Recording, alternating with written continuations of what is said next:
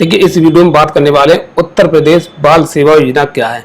इसमें देखिए आवेदन करने से पहले आपको ये जानना है कि इसमें क्या क्या डॉक्यूमेंट लगते हैं या फिर हम आवेदन करते हैं तो हमें क्या लाभ मिलेगा और कौन लोग आवेदन कर सकते हैं। तो देखिए इसमें देखिए वही लोग आवेदन कर सकते हैं जिन बच्चों के पिता की मृत्यु हो गई है या फिर माता पिता दोनों की मृत्यु हो गई। उस कंडीशन में आप यहाँ पे आवेदन कर सकते हैं जिसमें आपको 2,500 रुपये प्रतिमाह दिए जाते हैं जिससे आपकी पढ़ाई लिखाई हो सके। तो इस वेबसाइट पे आ जाना है, यहाँ पे आपको आई एग्री करना है और कंटिन्यू कर देना है। यहाँ पे 2 बटन मिलेगी, एक स्पॉन्सर योजना और दूसरी है बाल सेवा योजना। तो हमें बाल सेवा योजना वाली बटन पर टिक कर देना है। आपके सामने कुछ इस तरह का इंटरफेस आ जाएगा। देखिए यहाँ पर लिखा है, ये देखिए सामान्य के लिए और दूसरा यहाँ पर देखिए कोविड-19 वाले, यानी जो माता पिता कोविड-19 में खत्म हो गए हैं उन्हें देखिए अगर यहाँ पे आवेदन करते हैं तो देखिए उन्हें 4,000 रुपये महीना दिए जाते हैं। और यहाँ पे अगर जिनके साधारण मृत्यु हुई है तो देखिए यहाँ पे आपको 2,500 रुपये प्रतिमाह दिए जाते हैं।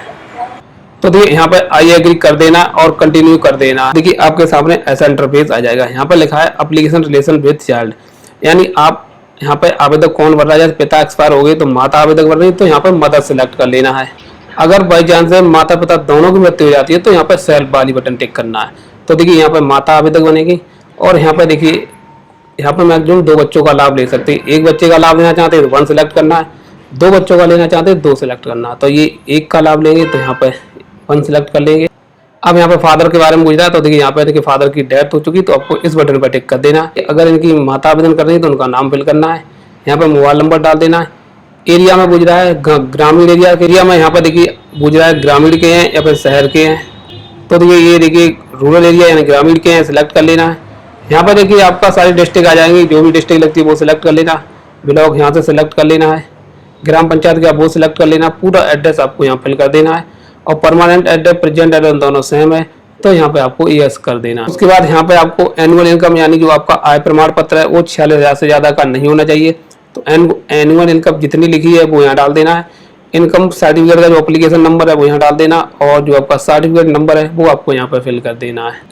उसके बाद यहाँ पे आपको सेव वाली बटन मिलेगी, यहाँ से आपको रिकॉर्ड को सेव कर देना है। यहाँ पे आपका रजिस्ट्रेशन है वो सक्सेसफुल हो चुका है, थैंक यू का मैसेज आएगा तो यहाँ को ओके कर देना है। यहाँ पे आपका आईडी और पासवर्ड जारी कर दिया गया। जो रिकॉर्ड आपने फिल किया था वो आप यहाँ पे देख सकते हैं। प्रिंट करना है तो आपको यहाँ से प्रिंट कर लेना है, नहीं तो इसे लॉक कर देना। अब यहाँ पे आपको लॉगिन करना, अब जो अभी लॉगिन आईडी जारी वो यहाँ डाल देना, जो पासवर्ड अभी जारी है वो यहाँ डाल देना। ये कैप्चा यहाँ डाल दे आपको लॉगिन कर लेना। देखिए अब करना क्या, यहाँ पे आपको ऐसा इंटरफेस आ जाएगा। यहाँ पे पहली बटन मिलेगी, यहाँ पे पूछ रहा है कि बच्चा बाल गृह से आया है, बाल गृह में गया है। अगर गया है तो ही यस करना, अन्यथा आपको नो ही रहने दे रहा है। अब देखिए यहाँ पे दूसरा ऑप्शन मिलेगा, क्या यहाँ पे बच्चा बाल विभाग में रहा, वहाँ पे उसे वित्तीय सहायता मिली है। अगर ऐसा कुछ हुआ है तो आपको यहाँ पे यस करना, नहीं तो यहाँ पर भी आपको नो कर देना। देखिए यहाँ पे अगला ऑप्शन यहाँ पे आपको टिक करना है। जैसे यहाँ पे आप टिक करते हैं, जैसे अब हम यहाँ पे टिक करेंगे तो देखिए हमें यहाँ पे ऑप्शन सिलेक्ट करना है। जैसे मान लो इनके पिता की मृत्यु हो गई है, बच्चा माता के साथ रहता है तो हमें ये ऑप्शन सिलेक्ट करना है। अगर इनके पिता माता दोनों की तो आपको वो ऑप्शन सिलेक्ट करना है। तो देखिए ये अपने मम्मी के साथ रहते हैं, माता के साथ रहते हैं, ये सिलेक्ट कर। अब यहाँ पे पूछा जो बेनिफिशियरी है वो उत्तर प्रदेश का ही है तो आपको यहाँ पे यस कर। अब देखिए नेक्स्ट ऑप्शन आया पेरेंट डिटेल की। देखिए सबसे पहले यहाँ पे फादर डिटेल भरी जाएगी। फादर का नाम आपको फिल कर देना है जैसा आपके आधार पर लिखा है। कास्ट क्या है आपकी वो डाल देना है। धर्म कौन सा है वो सिलेक्ट कर लेना है। पिताजी की मृत्यु किस कारणवश हुई वो यहाँ सिलेक्ट कर लेना है। और पिताजी की मृत्यु आपके मतलब किस डेट को हुई वो यहाँ डेट सिलेक्ट कर लेना जो आपको मृत्यु प्रमाण पर लिखी हो। और यहाँ पे लगा है फादर डेथ सर्टिफिकेट नंबर होता है वो यहाँ डाल देना। मदर डिटेल यहाँ मिल जाएगी, मोबाइल नंबर मिल जाएगा, उनका आधार नंबर यहाँ फिल कर देना। किस कास्ट से हैं वो यहाँ डाल देना और रिलीजियस क्या वो आपको यहाँ पे फिल कर देना है। डिटेल आप सारी फिल कर देंगे। वैसे यहाँ पे आपको इनकम सर्टिफिकेट है वो अपलोड करना है, वो जेपीजी फॉर्मेट में आपको अपलोड कर देना है। और यहाँ पे डेथ सर्टिफिकेट है वो आपको यहाँ पे अपलोड कर देना। उसके बाद यहाँ पे सेव कर देना। देखिए यहाँ पे आपका रिकॉर्ड है वो देखिए सक्सेसफुली सेव हो चुका है। अब यहाँ से ओके कर देना है। अब देखिए यहाँ पे गुजरा है ऐड बेनिफिशियरी। अब देखिए यहाँ पे चाइल्ड डिटेल दी जाएगी। देखिए यहाँ पे बच्चे का नाम डालना है, यहाँ पे डेट ऑफ बर्थ फिल करना है जैसा आपकी डेट ऑफ बर्थ आपके बर्थ सर्टिफिकेट पे लिखी है। यहाँ पे school and Aadhaar DOB are same, यानी स्कूल पे और आपके जो आधार पे लिखी है सेम होनी चाहिए डेट ऑफ बर्थ, वो यहाँ देखना है। उसके बाद यहाँ पे DOB एज मेंशन आधार कार्ड पे, जैसे आधार पे डेट ऑफ बर्थ लिखी है वो यहाँ डाल देना है। उसके बाद यहाँ पे आपको प्लेस ऑफ बर्थ यानी कहाँ बच्चे का जन्म हुआ वो डाल देना है। उसके बाद यहाँ पे आपको जेंडर मेल फीमेल है वो सिलेक्ट कर लेना।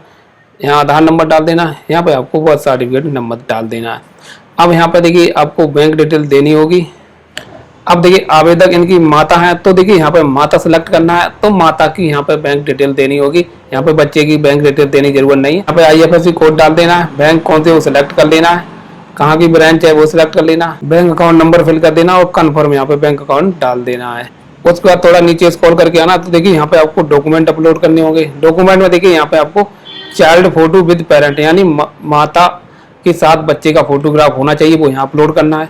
बर्थ सर्टिफिकेट अपलोड करना है और यहाँ पे आपको बैंक की पासबुक है वो अपलोड कर दें। अगर आपके पास बर्थ सर्टिफिकेट यहाँ पे अपलोड करने के लिए नहीं है, तो देखिए आप अपने की मार्कशीट है जो होती है वो आपको अपलोड यहाँ पे कर सकते हैं। उसके बाद देखिए यहाँ पे आपको इस टर्म को एक्सेप्ट कर लेना है और डिटेल को यहाँ पे सबमिट कर देना है।